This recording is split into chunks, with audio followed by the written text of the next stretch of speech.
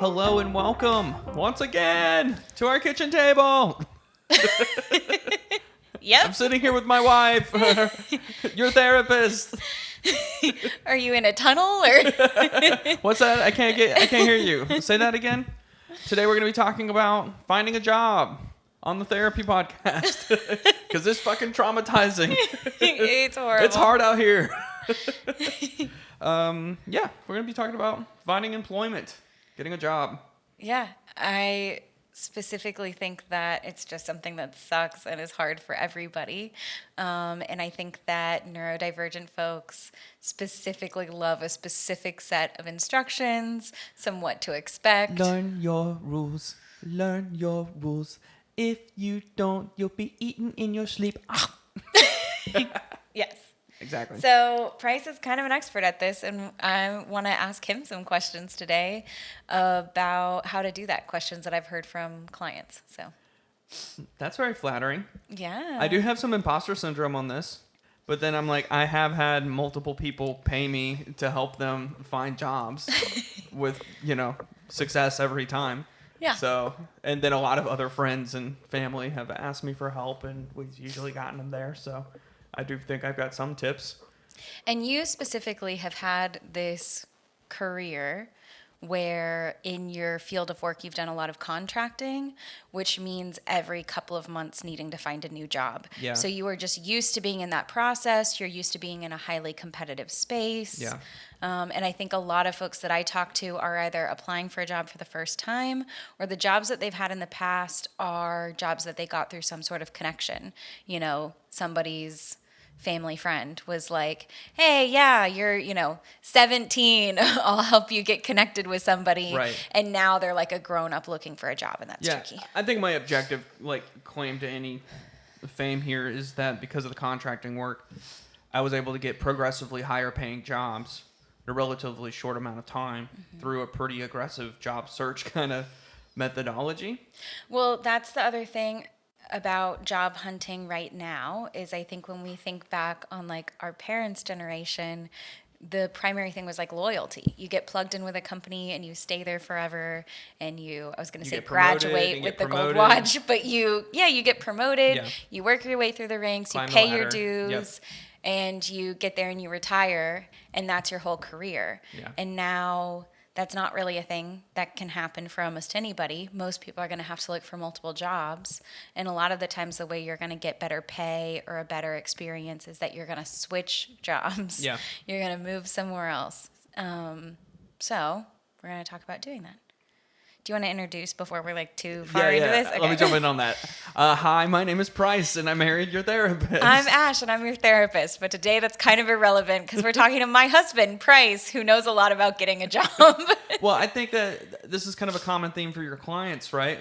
Yeah. It's one thing to talk about in my relationship with my father, but if you're struggling financially or you hate your fucking job, that's kind of the more pressing issue, right? Yeah. So a couple interesting things. One is that counseling specifically as a field got its start in helping people get careers. It was career counseling. It was, oh God, I don't think anybody cares that I've forgotten his name. Some white dude, and he noticed boys in his neighborhood looking for jobs and struggling, and he started really helping them with that process, and it became kind of a whole thing, and then that expanded out, and eventually that translated into actually just doing therapy because people also need help with their mental health. But it started in that. And so in school, we get a lot of education, more than maybe we should compared to the lack of education we get on other actual mental health topics, but a lot of education on job hunting and helping somebody understand their career goals and talking people through that. And where I'm going with this is that still with all of that information, and some of that I'll share with you, when clients ask me about this, the stuff that I tell them is the stuff that I have learned from you. Clients are getting Price's perspective on finding a job, because I don't think anything is quite as helpful as somebody who is right now in today's market, looking for a job. Yeah, it ain't your dad's job market, that's for sure. Yeah, there's a lot to be said about figuring out what your values are and, all of that. But honestly, the other thing I say all the time is that we've been I think our generations right around us have been given a bad deal where we were told all of our growing up that like, your job should be fulfilling to you. It should be the thing that like makes you happy, and it should be something that's really deeply meaningful to you. Probably not. Probably your job is going to be the thing that allows you to pay the bills so that you can go do those things. Yeah. And I think a lot of people get sold this bad deal and come in it with the perspective that like, how am I going to make money doing this thing that I love? Yeah. Some of us get to do something that we love, and that's great. But even there, me as somebody who gets to do something that I like deeply love and find very fulfilling, that can't be where I find fulfillment in life. Like, it has got to come from outside my job. It has got to be in the real life that I build, and that will be true for you regardless of what sort of job you have. So here's how to like get a job that pays the bills.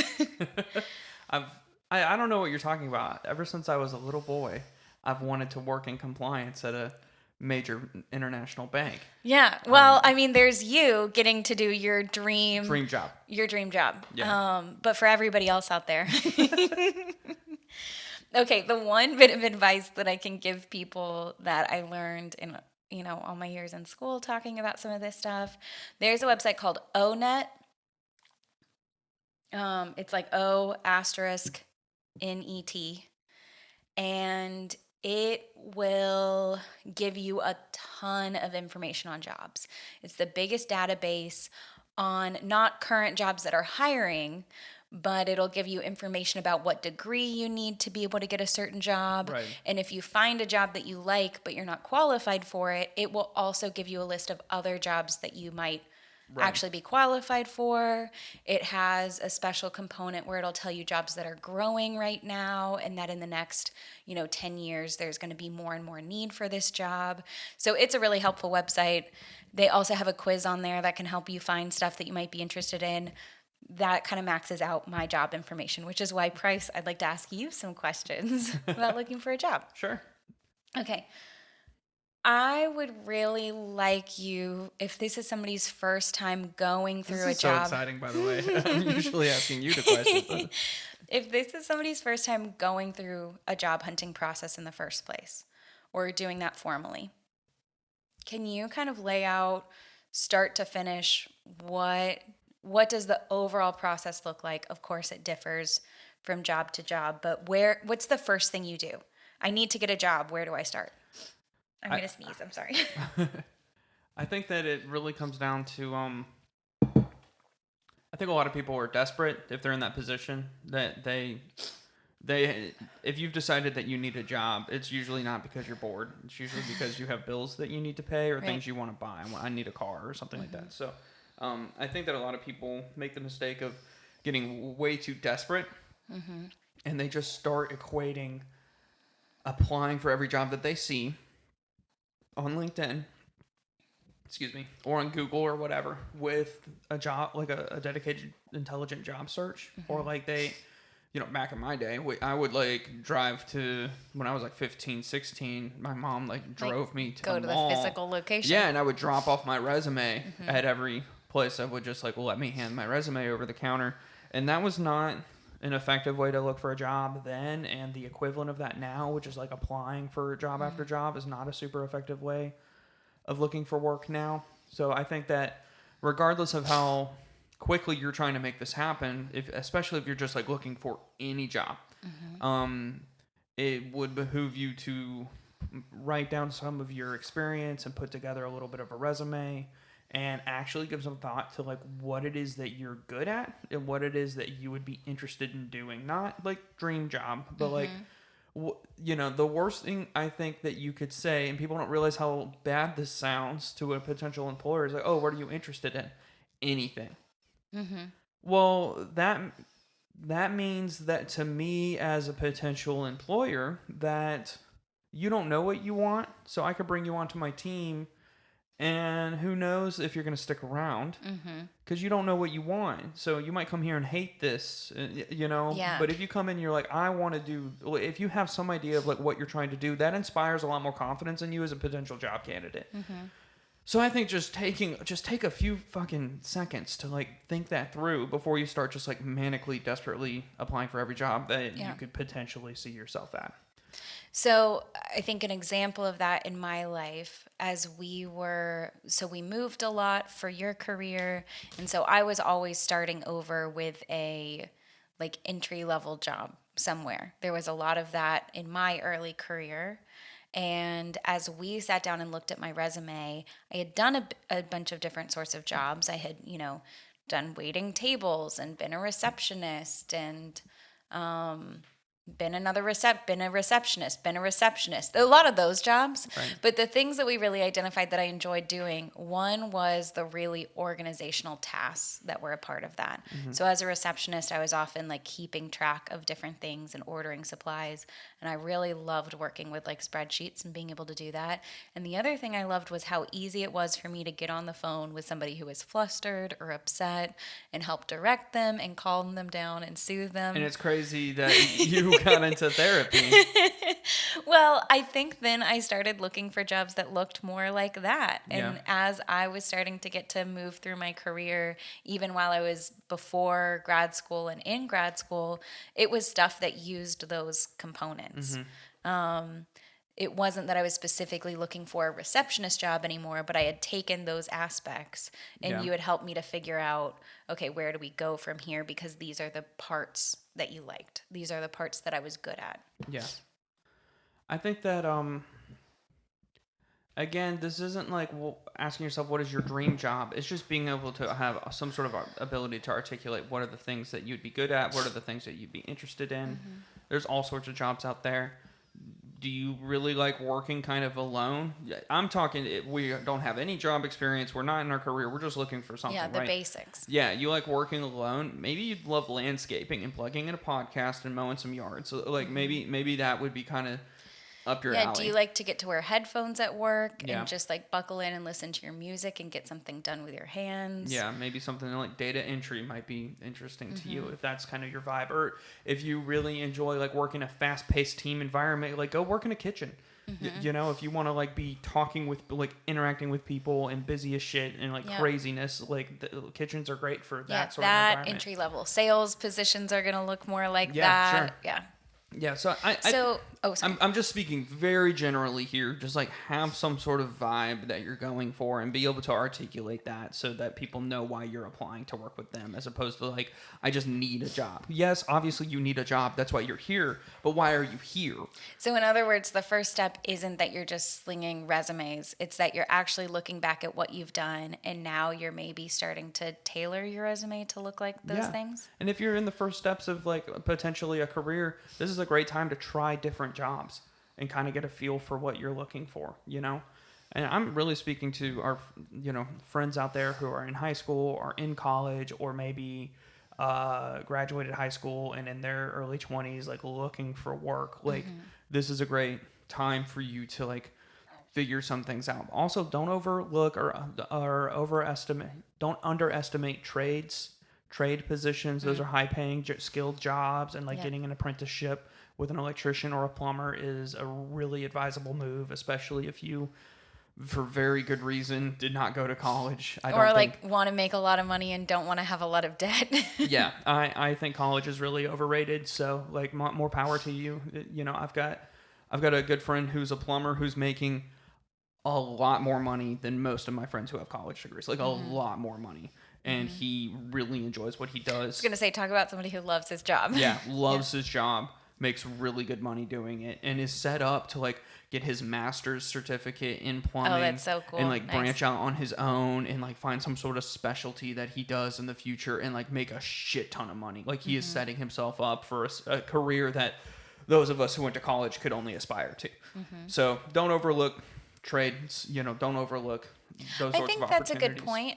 There are plenty of people that I talk to who didn't get to finish up college, and it feels like for them to be able to go get started, that's what they need to do. They need to go look at classes. But I think there are lots of opportunities that don't require that, and even some really like high paying, amazing work for yourself sort of trajectory careers that don't require that. And I hate to say it, but with like AI, we're interacting with AI a lot more at my work now. Software development is going to be like a thing of the past when AI is able to like write these scripts. Like we're already replacing developers with AI in a lot of instances. What I'm trying to say is like a lot of these white collar jobs that you go to college for are going to become obsolete in the next decade, 2 decades, I would say. So I think long term, trades are probably a better bet until we're building robots that can plumb better than plumbers.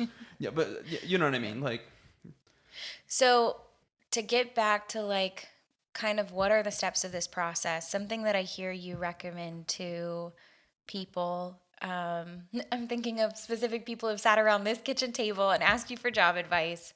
I think you usually have them, their first step is that they're kind of breaking down maybe 2 or 3 different categories of jobs after doing that reflective work, after thinking about what their experience is or what they like to do. They're picking like a handful of categories that are what they're aiming for. yeah. What happens after that? I'm going to try to speak generally enough so that this advice is applicable to most people, and these are kind of the things I find myself saying to, I talk to people who are well within their careers, have master's degrees and like certifications out the ass and are looking to like take that next step. And then I talk to people who are like fresh out of school or haven't even gone to college and like looking for, so I'm going to try to like broaden the advice. The first thing is that this is applying for job. Like, write your resume. Let's establish that let's say you have a good resume. Well, there's 2 different types of resumes. There's a keyword search resume that's for recruiters and for HR departments. This is where we're trying to tag in as many keywords as possible that match the job description that you're looking for, so that when the system that they use is just sorting through resumes, yours gets pulled up as a strong candidate. That is a computerized process. There's not a human behind that. So that's a resume that's not super readable. It's not poetic by any means, and it's very tactical. That sounds really overwhelming. How do I find those keywords in the first place? How do I know what goes into a keyword search resume? Go to the job description. Find 3 job descriptions. You identify the type of job that you want, and then find 3 job openings that you're interested in under that category. Pull up those job descriptions and write your resume to look like it was written for that job. Okay. And that's how you get on that track. Use the word, You're using the language that's used there. So you're right. And I'm not saying you're literally applying for that job. I'm just saying that that's your inspiration for your resume. Okay. You're writing, it's almost like a keyword love letter to the job description that you're interested in. That's a great, easy way to start. Then maybe also have in your back pocket a version of that resume for that job that's more for a human. Yeah, this is like very abbreviated. Here's the impact that I had at my position. Here's what I can bring to your team.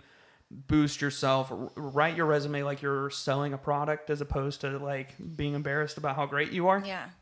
So let's just assume that you have kind of established these resumes.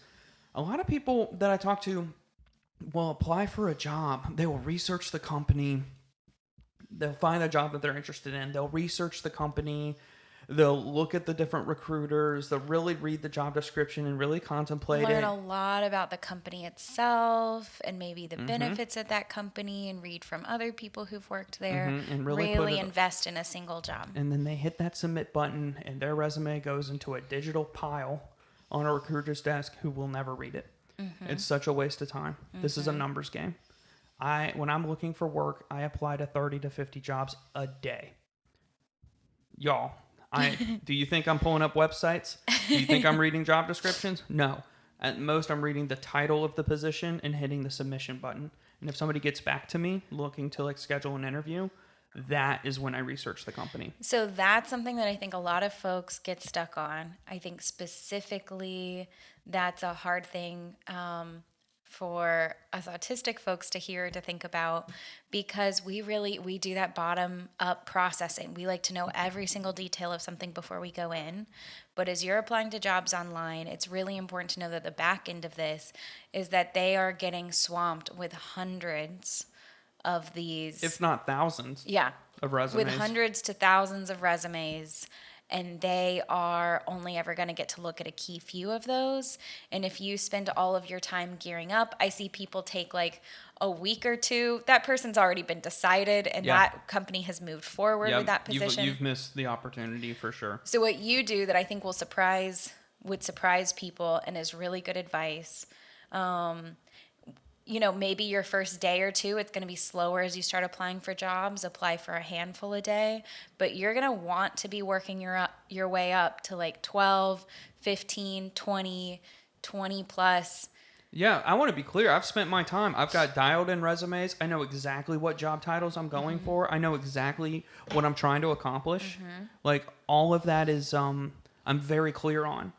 And so I've spent time getting very fast at applying for jobs because I know what I'm looking for. So you're looking for everything that has that like title and has whatever key requirements you're looking for, and then you're just hitting send on that, and you're not wasting any more time on it, because most of the time you're not hearing back from any of those people. I would be amazed if I heard back between 5 to 10% of the jobs I apply for. That's another thing that I hear people. I mean, this is a devastating part of that process. I think when you're focusing on 1 or 2 jobs at a time, we've watched a lot of friends who've like put in a resume and they're waiting. And they're waiting and waiting. And as they're waiting, they're researching that job and they're building up the idea that they might work there. And if they don't hear back, that's when they're going to start on the next one. But the percentage of jobs you're going to hear back from, like you've said, is like 5 or 10%. I talked to a woman a couple of weeks ago who was totally burnt out because she's been actively looking for work for 6 months. Ugh. And had like landed 2 or 3 interviews since she's been applying for jobs, And like she's every day. very skilled in her She's field. more senior than I am, and we are in the same field. And she got recommended to me by a friend, and I was like looking at her resume. I was like, "You've got it all. Like you're over credentialed for the positions you're applying for." Well, and so I asked her like, "How many jobs have you applied for?" And she was like, "Somewhere between 60 or 70." In a 6 month period. Yeah. That's 2 days for me of applying for a job. You know, but she was putting in all this emotional labor into like looking up the position and really investigating it and spending like a full day researching the position and then apply for it, and then to never hear back over and over and over again. Of course she was burnt out. That's so demoralizing too. Like it really is painful to get rejected from a job. And when you're looking at it as a volume thing over a particular job, I think it's a lot easier to not hear back from 90, 95%. No, of the I'll jobs get a you call apply back for. from like a recruiter and they're like, "Hey, you applied for this job." I'm like, you gotta start from the top. I don't I don't even know what you're talking about. You know, and they're like, "Oh, okay, let me," and then they'll like explain the position to me. And then and only then will I do the research on the specifics of the company, because then it's worth my time. It wasn't worth my time beforehand. It's not worth your time to put in that level of effort for somebody who is never going to see your resume. Yeah. Like your time is the time that's valuable here. It is not their time that you give a shit about. Right. Yeah. Everybody else is getting paid in this situation. You're waiting to get paid. Right. Like, Right. Be strategic with your time. Yeah, absolutely. The other kind of mistake that I see people make is that like every job that you are going for, interviewing is a cornerstone skill.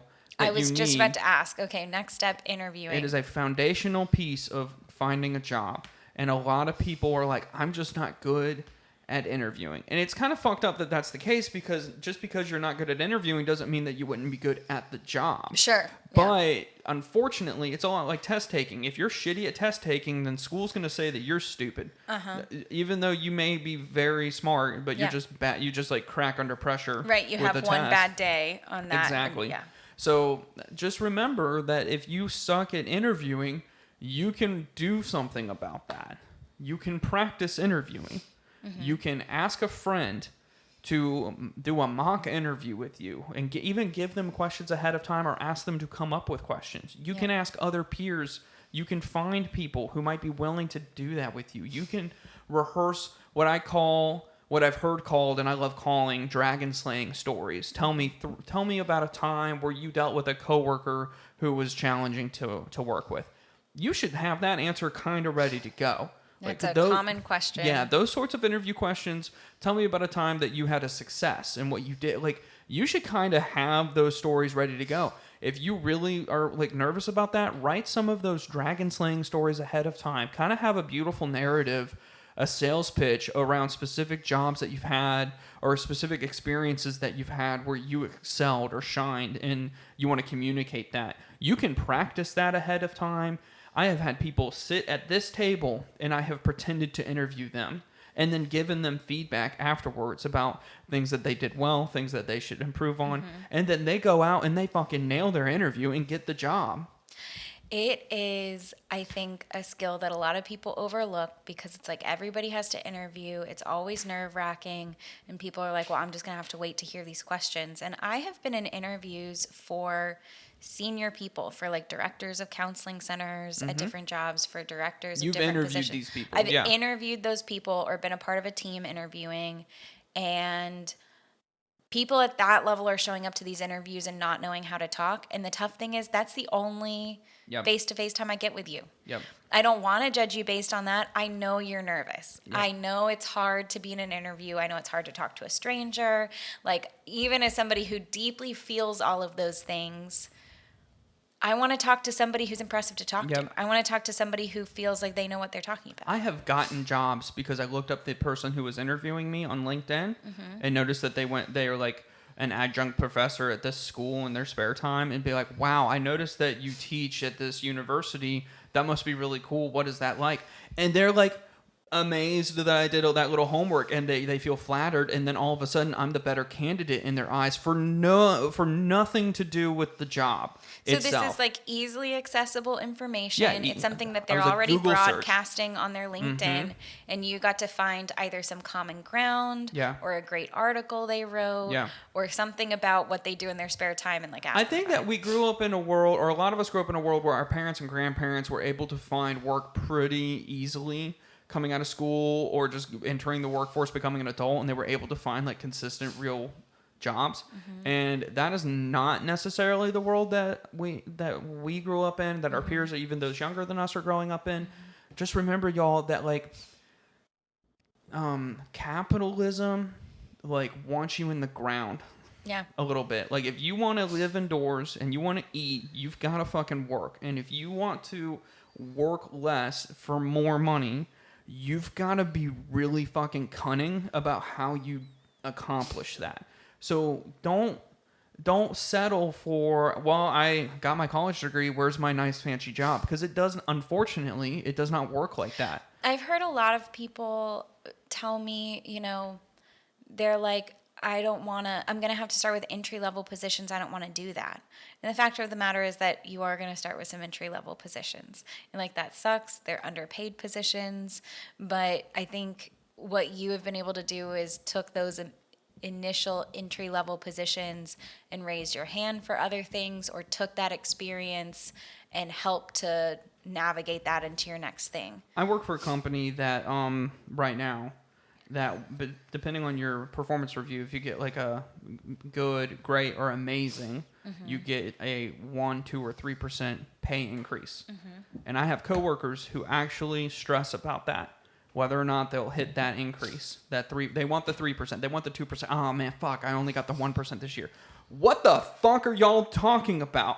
1, 2, 3%? That's not even keeping up with the rate of inflation. Do not lose sight of the bigger picture because of where you happen to be working, or what your life is like now. To your point, I have had entry-level positions, but I don't allow myself to get entrenched with the politics or the issues of that position. I'm poking my head out and I'm checking the market and I'm looking for other roles and I'm interested in that I think I'm not qualified for. So I like almost doubled my income in like a 3-year period, because I was like, I had a roadmap of like, okay, I need this certification in my field and this certification. I found the cheapest, easiest way to get those certifications, and then that made me more eligible. And I'm really practiced and good at fucking interviewing, so I got these positions and I moved up quickly. With like certifications or with next steps, something you've often done is talk to recruiters who hire in those fields about what are you looking for? What stands out to you? What stood out to you about me? Yeah. What stands out to you when you're looking for somebody for this sort of job? And you've also looked out for people doing jobs you'd like to do and asked them more about how they got there and what they think was most 3 weeks ago, I had a meeting with somebody at the company that I work at. He is responsible for a $26 billion budget. It's a very, very senior executive. And I sat in his office for an hour and he was giving me career advice. You know how I did that? I fucking emailed him and asked him for an hour of his time, and he said, sure, why not? Yeah. And I rolled up there, and we had never met before, and we just had that conversation. Because sometimes when you reach out to people and ask them for their input, they'll be willing to do that for you. So I have had so many conversations with folks who'd like to be a counselor one day. I love talking about it. I'm happy to talk about what was important in school, what to do, how to get to that place. And I think a lot of people feel that way about their jobs. I don't want anybody to leave stones unturned. Like, fucking This is guerrilla fucking warfare. Like, nobody hands it to you out here. You've got to go for it, you know? So I want to go back to interviewing. Sure. What is a dragon slaying story? And I have an example of a question that I think works for this. Okay. So it's tough. I think, again, specifically being an autistic person, we tend to take things more literally. It doesn't, well, we don't have to get into the specifics of that, but that tends to be an issue. And a lot of times they're really tricky interview questions like, tell me about a time where something didn't go to plan. Tell me about a time where you like failed at the thing that you were doing. What am I supposed to say to that? How's that a dragon slaying story? Because what my brain would like to say is to be honest and be like, oh my gosh, I got into a fight with a coworker and things really spun out of control and I didn't do this thing at my job and I got in trouble for that and that's how I failed. Okay, everybody, pull out your pens and paper. I want to. For those of you who know this, I want to remind you, and for those of you who don't, I want to clue you in on something. Okay, the position, and I really am talking about traditional jobs here. If you want to get on OnlyFans and spread your butthole for the world, like, go girl, get it. But for like the rest of us, who nobody wants to see that, in a more traditional job, if there's a position available, what is that communicating? What can we glean from that? If a position is available, okay. So it costs money to hire people. People oftentimes are a company's biggest expense, especially if you're in a technology related field like me in banking. That's every bit of the process too. It costs to put stuff on Indeed and to select applicants you'd like to work with, and it costs to go through that interviewing process, to pay the people their higher salaries, to spend hours and hours doing that. It's fucking expensive to hire somebody. Bringing on a new employee is incredibly expensive. It is very expensive to hire someone. Every stage of it, as the employer, it is extremely expensive. So what does that have to do with how honest I should be in an interview? Let me get there. Okay. We can glean from the fact that there is a position open because a business that is wanting to turn a profit will not, should not ever hire somebody if they don't have a good fucking reason to, because it's fucking expensive. So what can we can deduce two things. First, they have a problem. There is something that they have an issue that they need a human being in to address. There is work that needs to be done that is not getting done because they do not have adequate staffing. So the thing that we should determine from that is that they have a problem and you are the solution to that problem. That they're willing to pay for. That they are willing to pay for.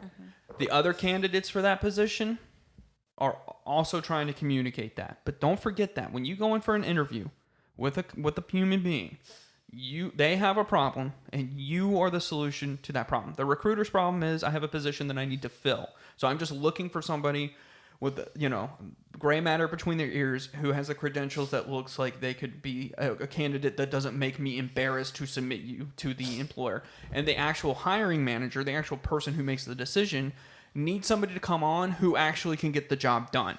So when I ask you in an interview, Ashlyn, tell me about a time where you and a coworker disagreed, what is the answer that I want from you?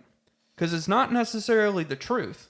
Something that helps you solve your problem. I want you to tell me that you are the solution to my problem.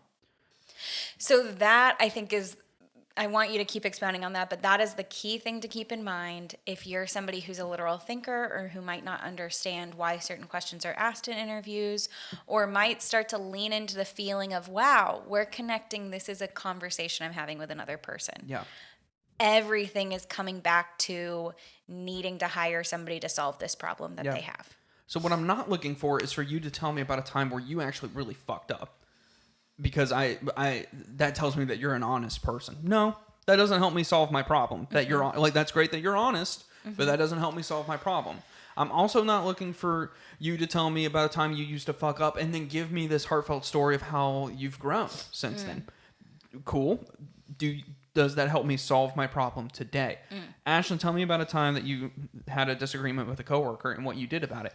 Well, me and this coworker once, I was trying to do the process the way that I thought it should be done. They disagreed. We had an argument.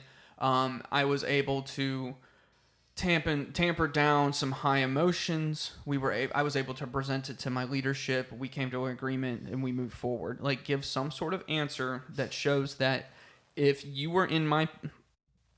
I hired you for this job and you got into a disagreement with your coworker, you wouldn't create a fucking headache for me. Mm-hmm. That's all we're trying to accomplish with that question, right? It's like, do you know how to problem solve? Are you going to be able to handle this tense situation? Yeah. Are you going to be able to join our team and work well with them? These aren't trick questions, right? We're not setting They can feel like trick questions. Like when somebody asks, like, tell me about your top 3 weaknesses, or tell me about your biggest weakness. Like, it sounds like what they want me to do is tell them about my biggest weakness, or, I'll tell you, if you're, at least in an interview perspective, if you're like me and you've got unbelievably big balls, you'll answer that question and then ask the interviewer to share their biggest weakness. You do that. I do that, yeah. But I'm respectful about it. Like, honestly, my biggest weakness is that I can move too quickly. I'm so eager to get things done that I've had to really, and then the second sentence is, and I've had to really be mindful to start slowing down. Like, you don't leave it as this is just an existing problem that it's an issue and here are the steps that I've taken. You're not creating a new issue. Yeah, because I'm the type of person that if I'm aware of a weakness, it is now no longer my biggest weakness because I'm dealing with it. Like, that's your answer, right? Yeah. And you could be like, but I think that's a fascinating question, Reggie. What would you say your biggest weakness is? Boom! Now we're playing, right? Now, the gun's gone off, and we're running. This is kind of next level interview. You maybe not interviewing. And I'm not trying to I'm not saying be alpha sigma bullshit. I'm just saying that you're having a conversation with a human being who has a problem, right? Mm-hmm. And you're showing up to see if you can be the answer to that problem, but also you have a problem. Mm-hmm. You need a job. Are they the answer to your problem? Mm-hmm. You're both having, and that's reality, right? Yeah. I think so many people enter an interview where it's I have to be subservient here, but that isn't necessarily a good look. It doesn't necessarily inspire confidence for you as a potential employee to be coming with your tail tucked behind your legs, between your legs, at every interaction where you have to be subservient. You can be respectful, and you can be happy and grateful for the opportunity to interview, and you should articulate those things. But also, that is a human being in front of you. You should be willing to ask them what are things that you don't like about working here. Yeah. What are some things that you would want me, just as a fellow human being, to know about? Try to pull the pretense out of the conversation so that you're just talking to another human being, and y'all are trying to figure out if this is a good fit. Yeah. And ultimately, the other thing I'll remind people is that if you don't get the job, it's not because they didn't hire you. It's because they hired somebody else. And there are a million different reasons why that might be. And not one of them is because you suck. Mm-hmm. And you need to remember that there are other people who have applied for the position. Some of them may have already worked there, and they're a preferred candidate because the devil you know is always better than the devil you don't. Or perhaps there's somebody else who's just got a little bit more experience than you do in that field.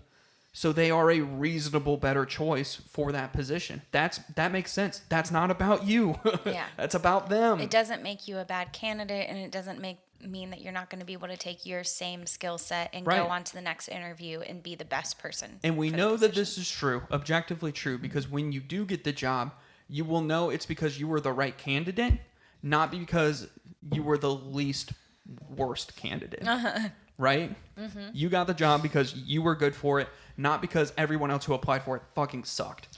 And that's an important feeling to be able to take into a job too, because I think the tricky thing about getting hired is that immediately a lot of people have imposter syndrome. Now you're new. Now it's hard. I mean, you've done this as somebody who's started a lot of new jobs and is very skilled in your field. You get into a position and have imposter syndrome. It happens for everybody. And knowing that you were hired because you're the best fit, because they saw you as a good investment for their company, and they really want to make it work as much as you would like to make it work. I have a few other kind of general thoughts, if that's please. Okay. My grandfather, when I was a kid, drove me through an office park, and he said, son, one way to kind of figure out where you want to work is go look at the cars in the parking lot. Mm-hmm. I think that he would be really happy with like Glassdoor reviews and LinkedIn reviews. And keep you from doing that. Yeah, I think that is helpful in a different, but it was the same mindset. Do research on the companies. Glassdoor is a website where if you submit an entry about your work experience somewhere, then you can see other entries of employees who work at a company, and you can see what it's like to work there. You should have an idea of what you're walking into. This is the biggest way, the best way to avoid getting fucking scammed. I was going to say, I think a big thing, especially as you're looking for an earlier job, but honestly, it still impacts you at the level you're at in your career. How do you avoid a scam? Yeah. So scams usually have to do with some sort of sales position. Because sales can mean 100 different things. And some people who are in sales have very, like... They sell jets. Right. And some people in sales are working for scam. How do you know if it's a scam? What's a sign? One thing that comes to mind is a group interview to start. Group interviews are normally scams unless they're at restaurants or warehouses. Okay. Because they have such a high rate of turnover at some of those places that they want to interview They group might need interviews. to hire a couple people. But if you're going to some backwoods... like office park to an unmarked building, like just turn around and leave. It should be like a well-established, like you're going to a group interview at a fucking Chick-fil-A, because you hate gay people. But the other thing is that if it sounds too good to be true, do your homework, do your research, try to figure it out. If they offer quick opportunities to get into management, that's a scam. If you have to pay any money up front, that's what I was gonna say. Do you have to pay for anything? If you have to buy a license and they're not going to pay for it, that is a scam. Do not do it. If it's 100% commission for an entry level position, that is a scam. If it involves going door to door, that is a scam. I'm not saying every position that has ever existed where you sell products door to door is a scam, but everyone I've ever seen has been a scam. So I would highly recommend just staying away from that. Also, like Google. Like if the position opens up and it seems a little questionable and you can't find anything about it online, it is a scam.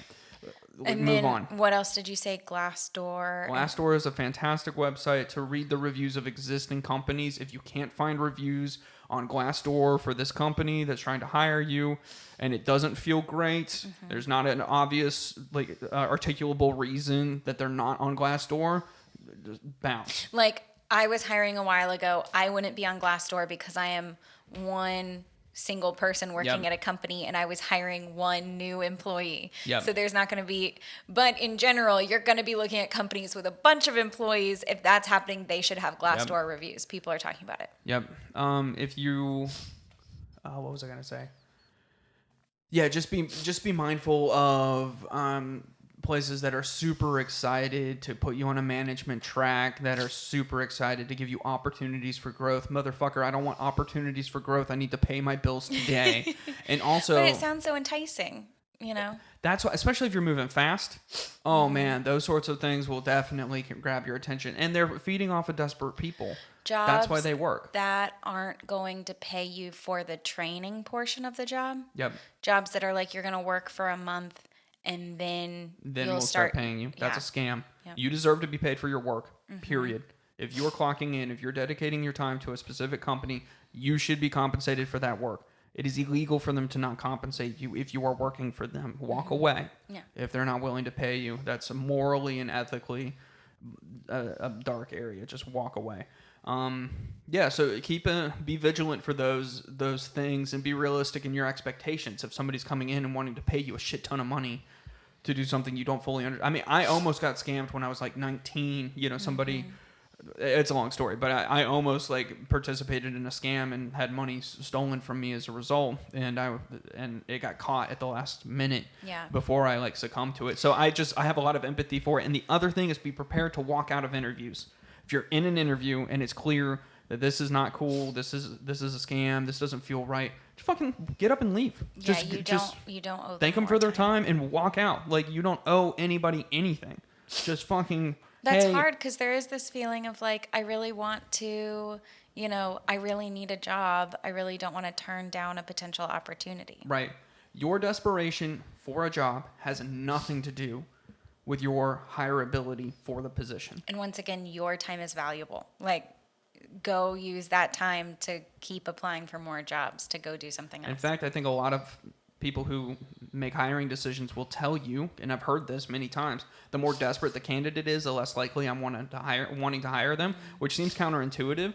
But if they're desperate, then they'll take anything. But as soon as they have something, then they might be looking for the next thing, and then they're off. But if somebody sits down and is like, I'm really interested in starting working in a restaurant, I really want to get into the restaurant industry, okay, maybe this guy will be a good, safe bet. But if they're like, I'm behind on my bills and I'm desperate for anything, and then they start working for you, and then 3 weeks later they're gone because they never really wanted to work for you in the first place. They were just desperate for a fucking job. Right, the first place that would hire them. So regardless if you're desperate, that's not relevant to the employer. Leave that's your information. Leave that to you. Go out and be confident and say, I want to come work here, even if that's not true. Mm-hmm. Nobody's desperate to work at Outback Steakhouse. Like, I feel you, you know? But just like give that little bit of confidence that like you know what you're about, you have goals, and this is part of your journey, and you know that. Do you have any recommendations for how to get over? A lot of people have a hard time talking themselves up on a resume and an interview, and I think you've been saying that like you need to come in with some confidence with like, hey, I'm the person here to solve this problem. Do you have any advice for how to get to that point or how to think of it? This sounds lame, but I think especially for like neurodivergent people, autistic people in particular, you should become a character. And you should play the character. You should pretend to be someone that you're not. This person's like super you. The same biography as you, the same the same life story, but you only talk about your positives. You stand up with your chest out and you shake your hands firmly, and you make that eye contact no matter how much it sucks, because that's what's expected of you. And you fucking give them you put on a show. Nobody at that table gives a shit about who you are, right? They give a shit about what you can do for them. Yeah. So play the role, and it's inauthentic as fuck.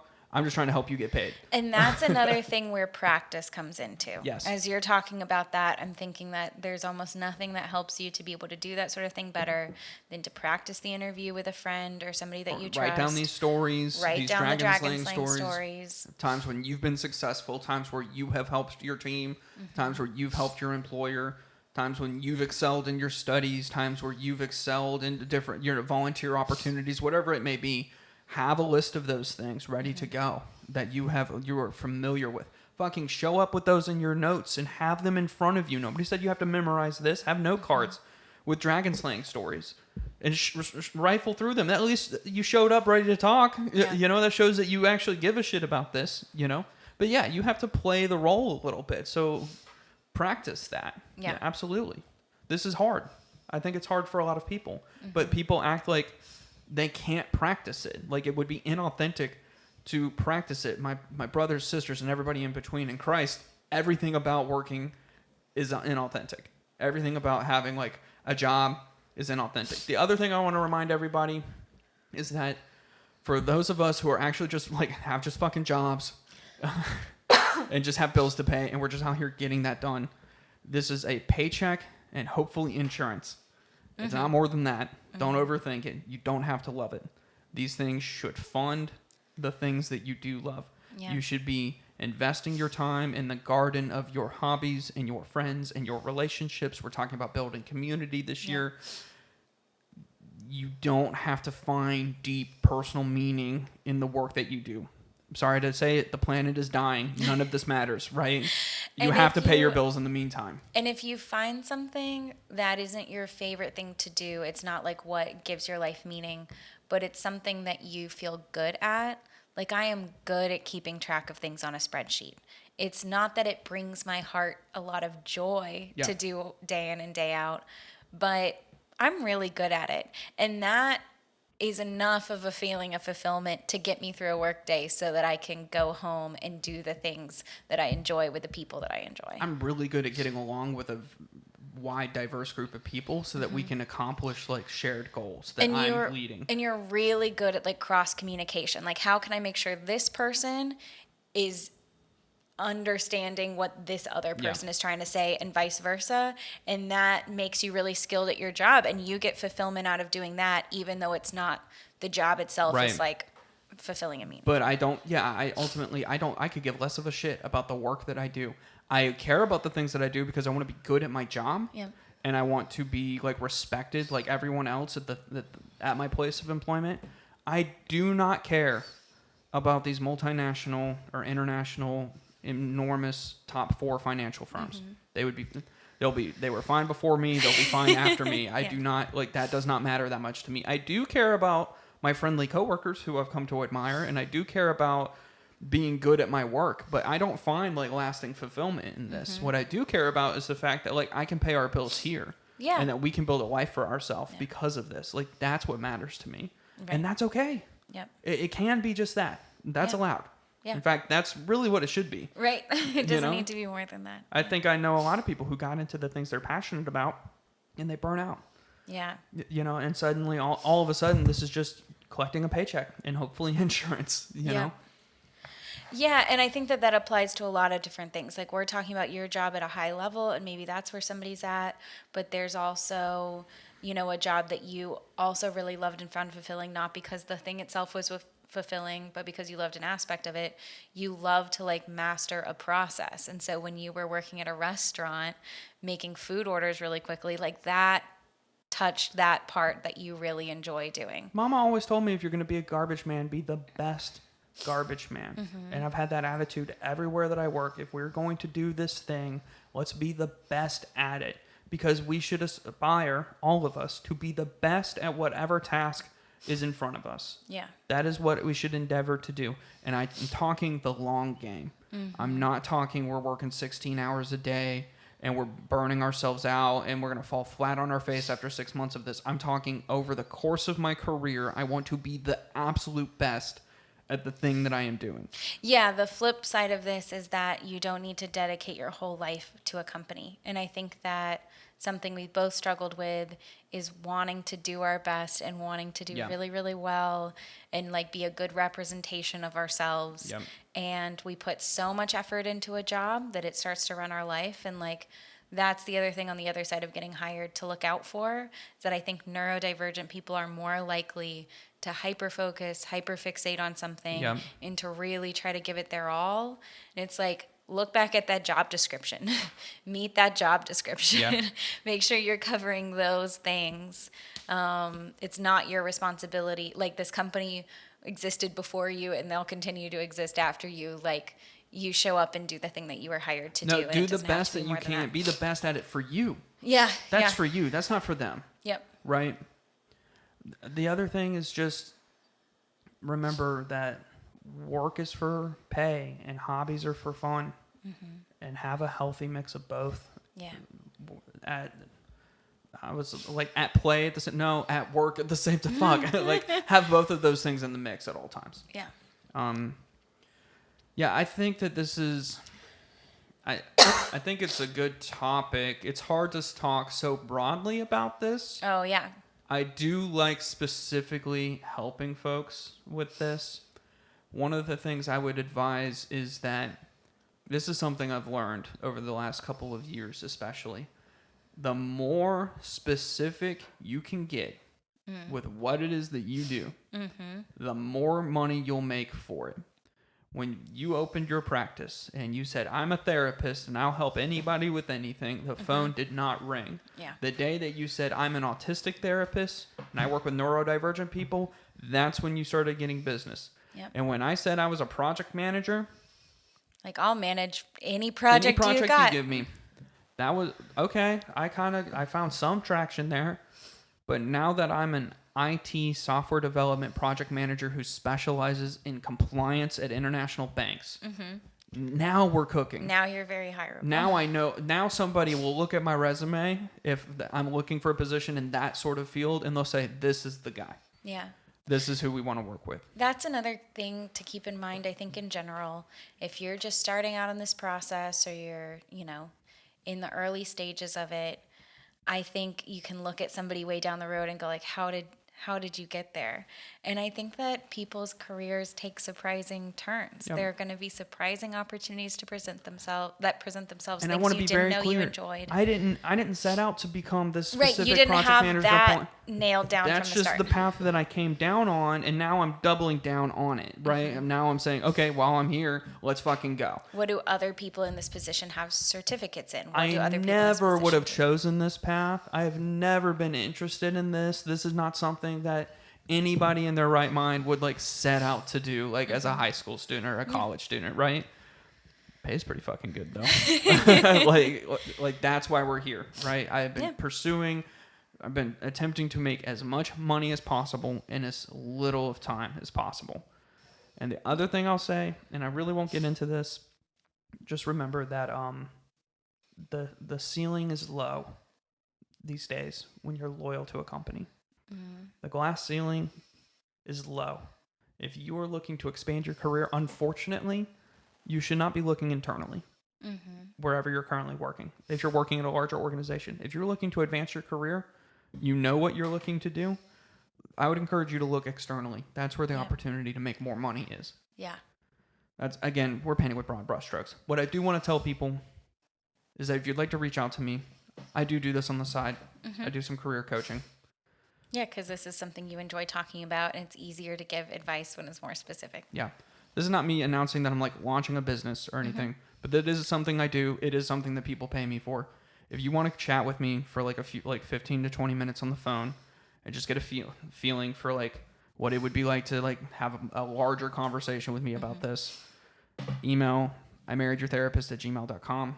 I'd be happy to like give you some pointers, give you some things to like walk away with that would be helpful. Yeah. And then maybe if you really want me to like write your resume and help you make this strategy, and like we can like apply for jobs together, and I can do the interview coaching with you if you want all of that, like that we can have that conversation. Yeah. Anything else that you want to leave folks with? Man, it's let's get tough. I'm serious, like let's get tough. You've got to be tough. You've got to be like tough minded about this. This is real. If you want to get like really serious about your career and like trying to make money, or if you hate your fucking job, or you don't really know how you ended up at this coffee shop for so long, like I think that there's more out there for you. I think that it's a lot easier than people realize. You've just got to be serious about it. You've got to be like willing to sit down and really critically think through what your career might look like, and then you can actually like make those things happen. And you don't have to have a college degree for that necessarily. You don't have to have made all the right decisions every single step of the way. I know I didn't. You know, I had a huge pivot mid-career into like what I'm doing now. Like these you have more doors open to you than you realize. And sometimes I think it takes talking to somebody else about it to like realize that, you know, you need somebody in your corner. Yeah, absolutely. My encouragement to you as well, if you're in this process and you're anxious, or you're at a job that you hate and you're frustrated, know that all of those emotions that we kind of associate as like negative, awful things to be feeling, the reason that you feel so pent up about them is because those emotions are ones that come with a lot of energy. And they are actually exactly the ones that are meant to help you to be able to move through a difficult process. When it becomes scarier to stay at a place you dislike than to learn how to practice your interview skills, or when it becomes scarier to like not have your bills paid than it is to like learn how, put it together a resume, whatever the thing is, like that anxiety, that stress, that frustration, whatever it is meant to help propel you forward. It's exactly what those emotions do for us. So like, know that if you're feeling those things, it's a lot to deal with. It really sucks, but it's also exactly what you need. And like, if we can funnel that energy into a direction forward, like you're going to do this and it's going to be okay. You're going to be able to figure it out. Man, I'm so like, that's so touching. That's so lovely to like think through. I think that's a great point. It's nice to know, because I think when you're like angry about the job you're at, you're like, fuck, this is forever. Yeah. It's like, oh no, exactly that feeling that you have right now. That's why we know you're going to leave this. That's perfect. I have one more thing I want to say that we can end on, if that's cool. Much respect to everybody I've ever worked with. But y'all, I have been working in like working alongside people in their 40s and 50s most of my career. I have been like the youngest person in the room. That sounds like super arrogant to say. It is factually true. And I'm telling you that these people who have been working for 20, 30 years and are well advanced in their career and are making good money and doing great things are normal fucking people. I walked into that world thinking that I would be blown away by the seniority and the wisdom and the knowledge. And I don't want to discredit. I'm not trying to talk shit about anybody. I'm not trying to discredit anyone. These are normal human beings who have experience and have been specifically focused to do the thing that they're doing. Yeah, they've got their own doubt, their own anxieties, their own stresses at home. Like, they are also just normal human people, and you can use that, I think, during the job process and once you land somewhere. Yeah, I think the only thing that separates you from them is their literal experience doing the thing, which can be made up for in specific training and the confidence to know that they can do it. Yeah. And the confidence part of it is a decision. And my friends, I want you to decide that you're worth it.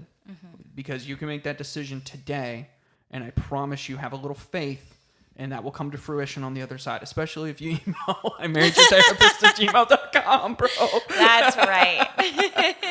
All jokes aside, I want you to have faith, and I want you to choose confidence, because I work with people who chose that. And I think that is the foundational piece that you need to like have a career that is way better than you anticipated. Is just the confidence that you can do it.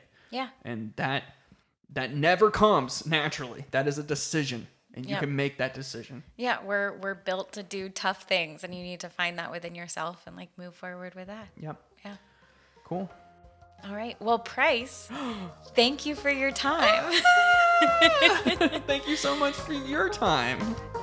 I guess we'll see you next time on I Married Your Therapist. You ended it. I did. I had a lot of fun interviewing you today. Wow, I feel really amped up right now. I want to go like maybe apply for a few jobs or something. No. I'm good. I like where I work. Very nice. I think that was super